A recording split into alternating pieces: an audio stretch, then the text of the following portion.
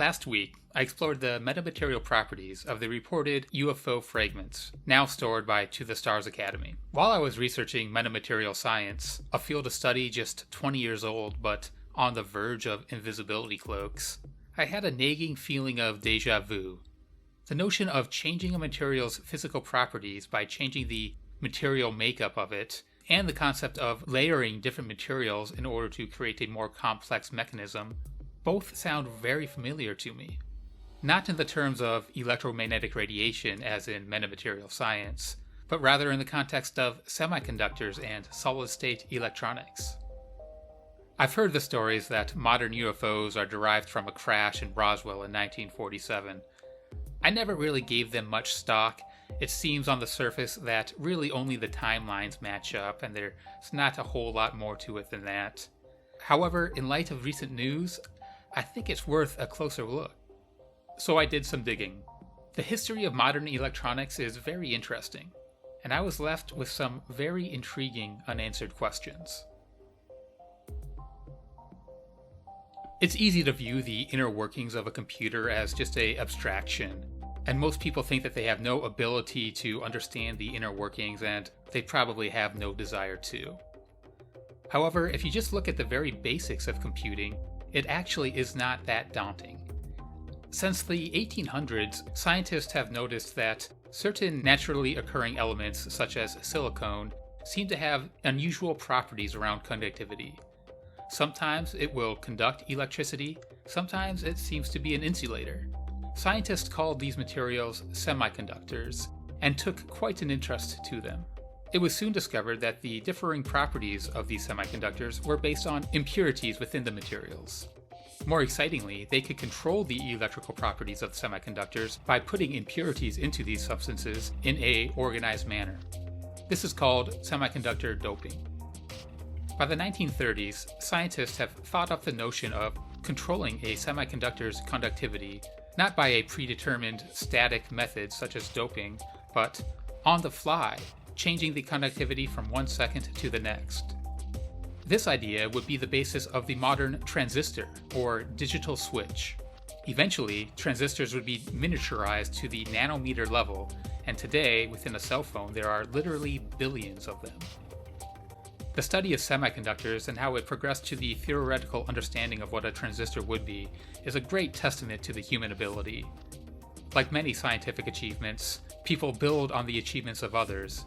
Nowhere is there a giant unexplained leap in our understanding of semiconductor technology.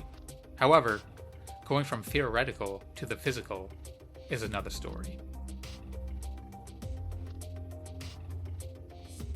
The race to develop the transistor wasn't to develop a computer, but rather to amplify phone lines.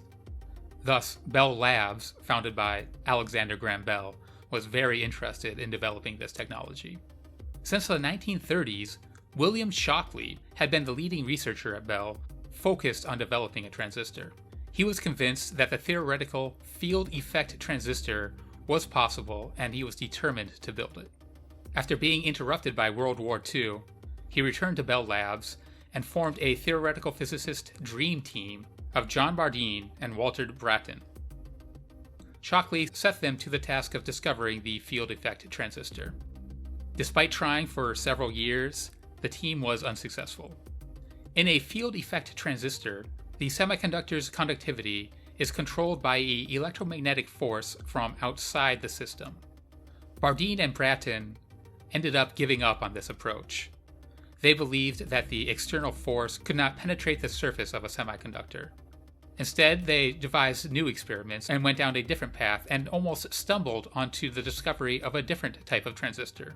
In December of 1947, they discovered the point contact transistor.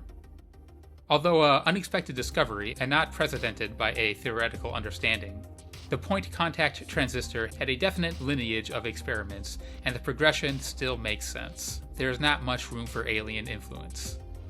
Yet. Bardeen and Brattain didn't tell Shockley about their point contact transistor experiments until after they were successful. When they did tell Shockley was shocked. His shock was more of an angry nature.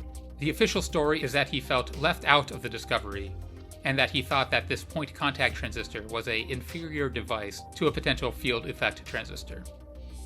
It is said that Shockley spent the next month in solitary isolation, diving deep into theoretical physics. Only a little over a month after Bardeen and Bratton discovered the point contact transistor, William Shockley shocks Bell Labs with the announcement of the Bipolar Junction transistor on January 23rd. This is a type of transistor that comes to my mind when I see the reported UFO artifact from To the Stars Academy. Shockley describes his invention as a sandwich of differently doped semiconductors.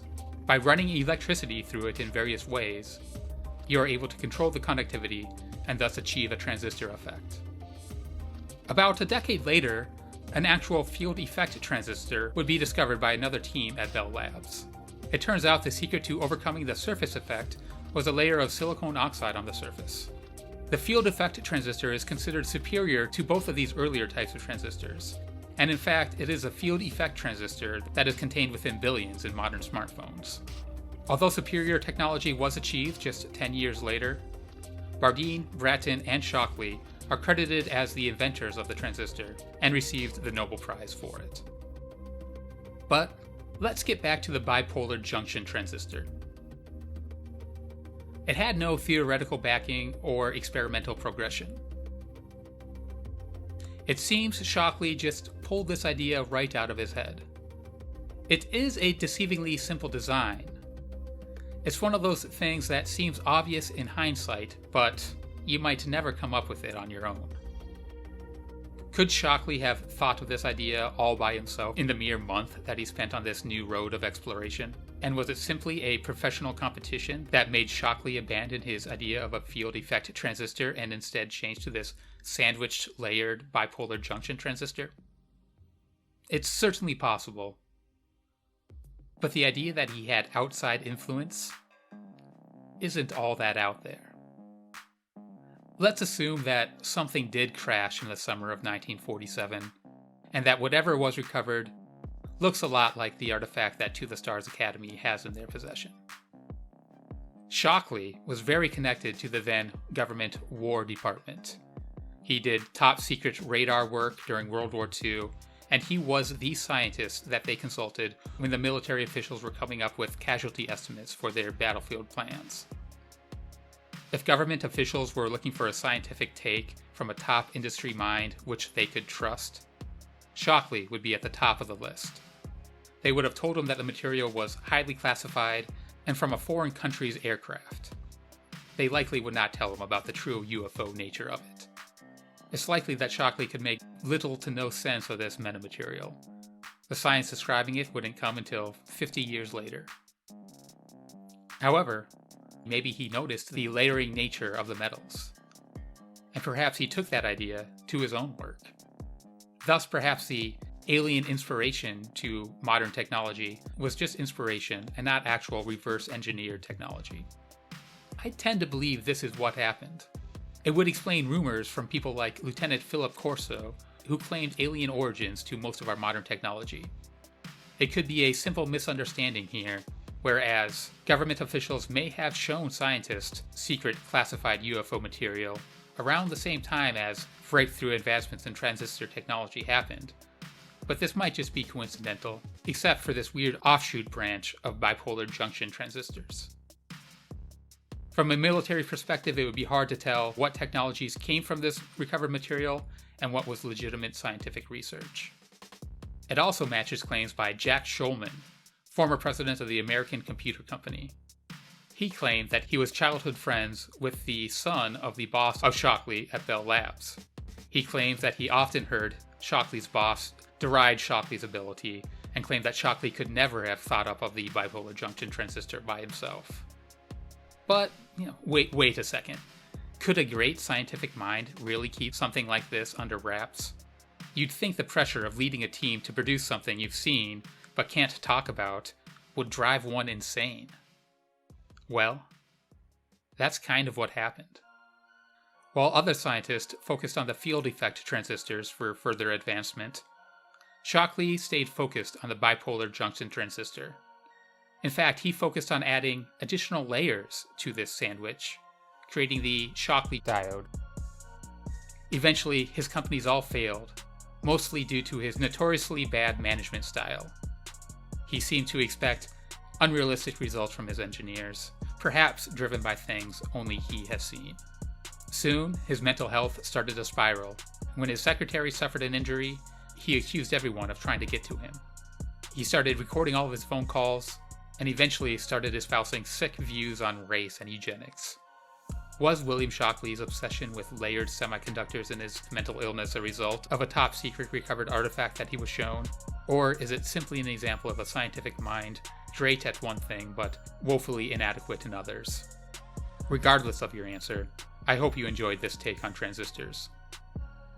In my opinion, semiconductors are to electricity as metamaterials are to the electromagnetic spectrum. We are just on the cusp of understanding metamaterials. If the progression of semiconductors and transistors are any indication, we may be in for a wild ride. So, buckle up and subscribe to Rather Be Squidding. I'll be back next week with some more interesting information about metamaterials and other UFO disclosure topics. Thanks for listening.